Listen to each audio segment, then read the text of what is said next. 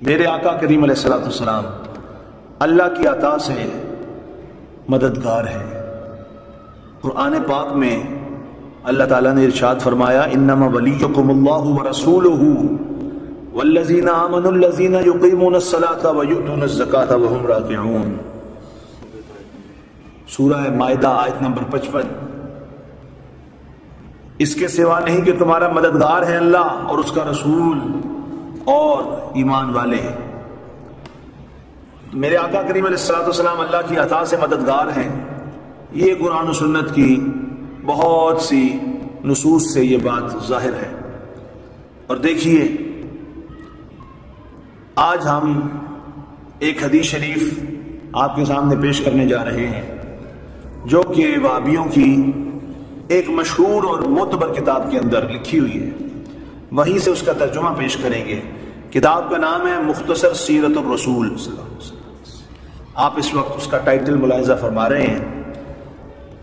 تالیف ہے یہ عبداللہ بن محمد بن عبد الوہاب نجدی کی، عبداللہ بن محمد بن عبد الوہاب نجدی کی تالیف ہے۔ اور یہ کتاب، یہ جو نسخہ آپ کے سامنے ہے، جامعۃ العلوم اثریہ جہلم پاکستان، وہابیوں کا بہت بڑا مشہور ادارہ ہے، وہاں سے چھپی ہے۔ اور ابراہیم بن علی ناصر وہیں کے ایک نجدی نے اس کے جملہ مصارف برداشت کیے ہیں، یعنی کہ سعودیوں کے ذاتی خرچے پر یہ کتاب چھپی اور مفت تقسیم ہوئی ہے۔ اس کے اندر میرے آقا کریم علیہ الصلوۃ والسلام کے مددگار ہونے کا ذکر ہے۔ یہ اس کا سب ٹائٹل محمد مدنی بن حافظ عبد الغفور عصری، وہ اس کا ناشر ہے، اور 1990 کے اندر یہ کتاب چھپی ہے۔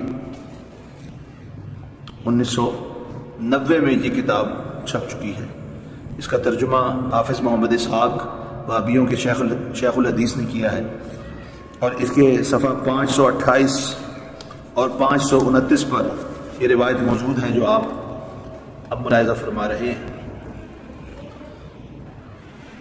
حدیث کی مشہور کتاب المعجم الصغیر میں امام طبرانی کی روایت موجود ہے، اور یہاں یہ لکھتے ہیں معجم صغیر طبرانی میں حضرت میمونہ رضی اللہ تعالیٰ عنہ سے روایت ہے کہ انہوں نے ایک رات وضو کرنے کی جگہ میں حضرت صلی اللہ علیہ وآلہ وسلم کو 3 بار لبیک لبیک میں حاضر ہوں میں حاضر ہوں اور 3 دفعہ نصرتا نصرتا تیری مدد ضرور ہوگی تیری مدد ضرور ہوگی کہتے سنا۔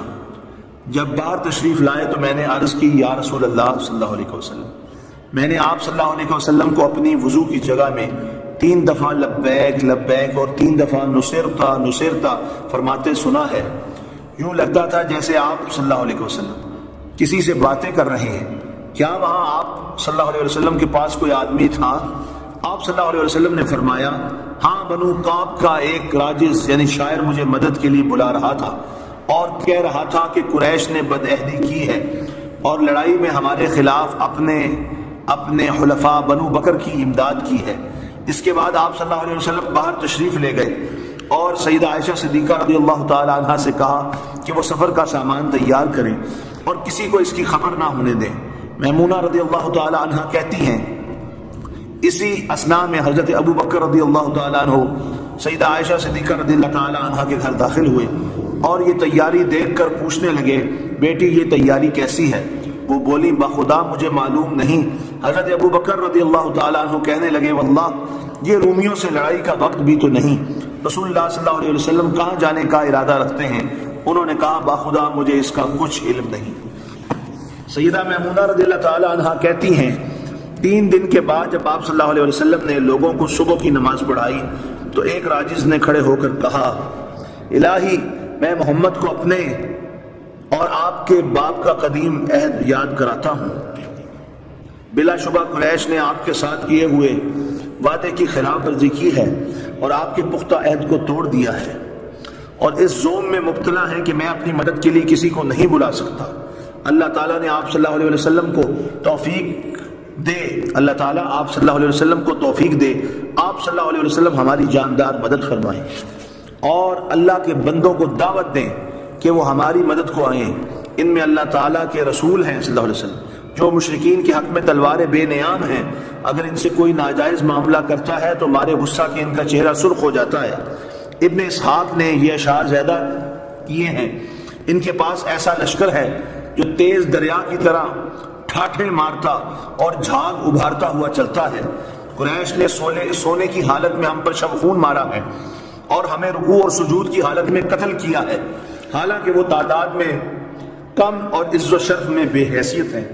آپ صلی اللہ علیہ وسلم نے اس کے جواب میں فرمایا، اے عمر بن سالم ہم تیری مدد کو پہنچیں گے، اے عمر بن سالم ہم تیری مدد کو پہنچیں گے۔ دیکھیں پیچھے بھی کہا جا رہا ہے، آپ نے فرمایا لبیک لبیک، میں حاضر ہوں میں حاضر ہوں، 3 دفعہ فرمایا، نصرتا نصرتا نصرتا۔ اب جواب دے اس کا، توصیف الرحمن داشتی خبیث اس کا جواب دے، وہ قیامت تک اس کا جواب نہیں دے سکتا۔ دیکھیں اسی کے گرو کی یہ کتاب ہے، اور اس کتاب میں اللہ کے محبوب علیہ السلام کا مددگار ہونا یہ صراحتاً موجود ہے، اور حدیث مبارکہ کے حوالہ سے ہے۔ آپ صلی اللہ علیہ وسلم نے اس کے جواب میں فرمایا، اے عمر بن سالم ہم تیری مدد کو پہنچیں گے۔ اور ایک روایت میں ہے کہ آپ صلی اللہ علیہ وسلم نے 3 دفعہ فرمایا، ہم تیری مدد کو پہنچیں گے۔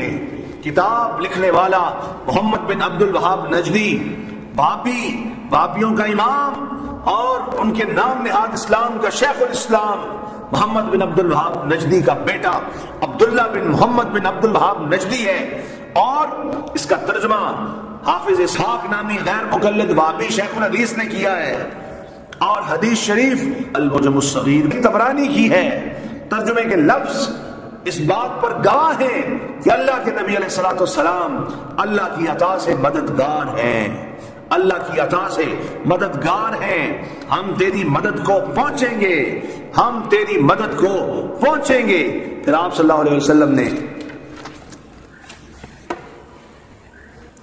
دیکھا کہ آسمان پر ایک بادل آپ صلی اللہ علیہ وسلم کی طرف بڑھ رہا ہے، تو آپ صلی اللہ علیہ وسلم نے فرمایا یہ بادل بنو کعب پر مدد کے لیے بارش برسائے گا، اور بنو کعب سے مراد عمر بن سالم کی قوم ہے۔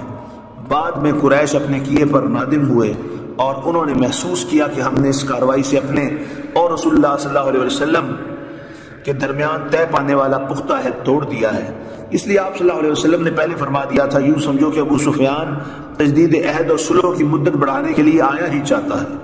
چنانچہ وہ سچ مچ مدینہ منورہ آیا اور اپنی صاحبزادی ام المومنین حضرت ام حبیبہ رضی اللہ تعالی عنہ کے گھر داخل ہوا۔ حضرت صلی اللہ علیہ وسلم کے بستر پر بیٹھنے لگا تو ام حبیبہ رضی اللہ تعالی عنہ نے وہ بستر اس کے نیچے سے کھینچ لیا۔ اس پر ابو سفیان نے کہا، بیٹی کیا تو نے مجھے اس بستر کے لائق نہیں سمجھا، یا اس بستر کو مجھ سے بلند مرتبہ سمجھتی ہو؟ انہوں نے فرمایا، یہ رسول اللہ صلی اللہ علیہ وسلم کا پاک بستر ہے، اور تم ناپاک اور مشرک ہو، اس پر بیٹھنے کے اہل نہیں۔ پتہ چلا اللہ کے نبی علیہ السلام کے بستر جیسا تو کسی کا بستر نہیں ہے۔ دیکھیں ہماری ماں کا عقیدہ، وہ کہہ رہی ہیں کہ یہ اللہ کے نبی علیہ السلام کا بستر ہے۔ آج یہ 2 ٹکے کے ملا توصیف الرحمن راشدی اور اس جیسے اور شیطان ممبروں پہ بیٹھ کے اور کمپیوٹر پہ یوٹیوب پہ اپلوڈ کر کے لوگوں کو یہ سناتے ہیں کہ نبی ہم جیسے ہیں، نبی بشر ہیں، نبی ہم جیسے ہیں۔ میں نے کہا ہم آقا کریم علیہ السلام کی بشریت کا انکار نہیں کرتے، اور یاد رکھو جو آپ کی بشریت کا انکار کرے وہ کافر ہے۔ یہی بات امام اہل سنت امام احمد رضا خان صاحب محدث بریلوی رحمۃ اللہ علیہ نے لکھی ہے۔